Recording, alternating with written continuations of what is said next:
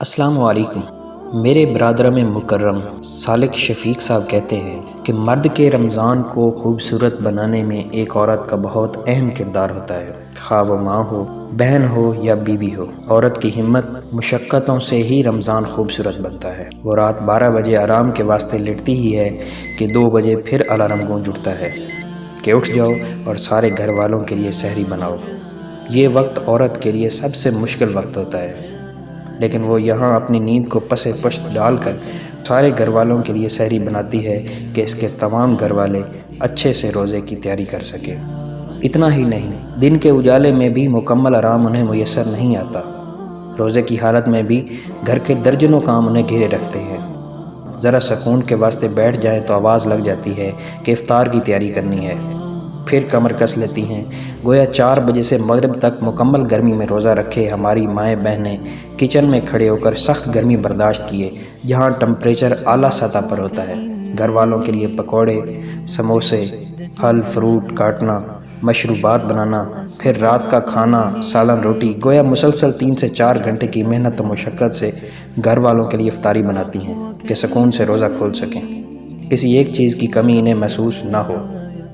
لہٰذا اس بات کو ہم حقیقت جانیں کہ ہمارے رمضان کو خوبصورت بنانے میں ہماری عورتوں کا بنیادی کردار ہوتا ہے۔ ہمارے ہاں الٹی گنگا بہتی ہے، ہم روزہ رکھ کر مزید چڑچڑے اور غصے والے ہو جاتے ہیں، چھوٹی چھوٹی بات پر سامان اٹھا کر پھینک دیں گے، سامنے کھڑی ہوئی سہمی ہوئی بہن یا بیوی کو کھری کھری سنا دیتے ہیں، روزے میں بھی تذلیل سے باز نہیں آتے ہیں، اور ذرا نہیں سوچتے کہ جس عورت کے مجھ پر اتنے احسانات ہیں، اس کے ساتھ میرا کیا رویہ ہے۔ اسلام تو غیر رمضان میں قیدیوں کے ساتھ بھی حسن سلوک کی تلقین کرتا ہے، اور ہم رمضان المبارک میں بھی اپنے گھر کی خواتین کے ساتھ جانور والا سلوک کرتے ہیں۔ واللہ ایسے روزے بروزے محشر منہ پہ مار دیے جائیں گے۔ ایک ولی اللہ کا واقعہ ہے، وہ امام تھے، غلطی سے بیوی کو ہلکا سا ڈانٹ دیا، خدا کی قسم مسجد میں مصلی چھوڑ دیا کہ پہلے بیوی سے معافی مانگ کر آؤں گا پھر نماز پڑھاؤں گا، ورنہ اللہ میری نماز قبول نہ کرے گا۔ لہٰذا ہماری مکمل کوشش ہونی چاہیے کہ غیر رمضان کی نسبت رمضان میں اور زیادہ خواتین کے ساتھ حسن سلوک اور پیار والے معاملات اپنائیں۔ کوشش ہو کہ اگر فراغت حاصل ہے تو گھر کے کاموں میں ماں بہن بیوی کا ہاتھ بٹائیں، واللہ اس کا بے تحاشا اجر ملنا ہے۔ لوگ کہتے ہیں کہ یہ زن مریدی کی باتیں کرتے ہیں، واللہ یہ زن مریدی نہیں ہے، یہ تو میرے آقا حضرت محمد صلی اللہ علیہ وسلم کی سنتیں ہیں۔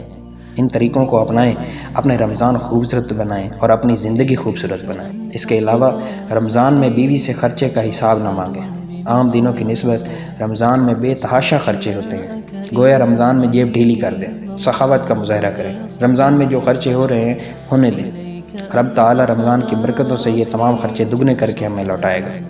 اول تو عام دنوں میں بھی بیوی سے خرچے کا حساب نہ لینا چاہیے، لیکن رمضان میں اس کا خاص اہتمام کریں۔ ان چند باتوں پر عمل پیرا ہو کر میاں بیوی اپنے رمضان کو خوبصورت بنا سکتے ہیں۔ اس کے علاوہ رمضان کا بابرکت مہینہ اللہ کو منانے اور اپنی مرادیں مانگنے کا مہینہ ہے۔ بے اولاد جوڑے اللہ سے رو رو کر اپنے لیے اولاد مانگیں، اللہ سے اپنے گناہوں پر معافی طلب کریں، پریشانیوں میں رب تعالیٰ سے خصوصی امداد کا سوال کریں، گویا یہ رمضان اللہ کو منانے اور اللہ سے مانگنے کا بہترین ذریعہ ہے۔ رب تعالیٰ ہمیں رمضان المبارک کی رحمتیں برکتیں سمیٹنے کی توفیق عطا فرمائے۔